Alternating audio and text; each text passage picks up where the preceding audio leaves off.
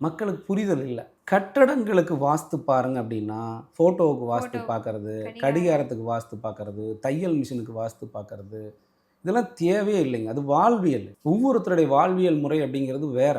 நீங்க வாழ்வியலுக்குள்ள ஏன் போய் தலையிடுறீங்க? ம். வாஸ்து நிபுணர் வேற, வாழ்வியல் நிபுணர் வேற. இது ஏன் போட்டு குழப்பிக்கிறீங்க?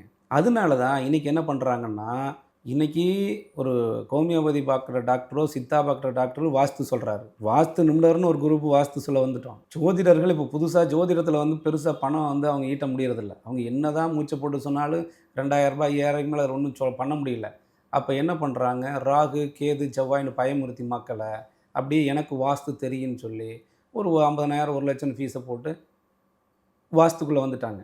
அப்புறம் அதே வேலைய தான் இன்னைக்கு ஒரு கொத்தனாரா இருந்தவரு பாவம் அவரு என்ன பண்ணுவாரு, ரைட் எனக்கும் வாஸ்து தெரியும்ன்னு அவரும் வாஸ்த வர்றாரு. ஒரு மேஸ்திரியா இருந்தவரு எனக்கு வாஸ்து இன்ஜினியர் நான் 30 வருஷமா எனக்கு அனுபவம் பெற்றவன்னு அவரும் வர்றாரு. அப்ப இதுல யார் வாஸ்து நிபுணர்கள் அப்படிங்கிறது எல்லாத்துக்குமே ஒரு குழப்பமடைய வேண்டிய சூழ்நிலை ஆயிருது. அப்ப இத கண்டுபிடிக்க வேண்டியது மக்களுடைய பொறுப்பு. இத வந்து நான் உங்களுக்கு எப்படி கண்டுபிடிக்கணும்னு நான் வந்து சொல்ல முடியாது.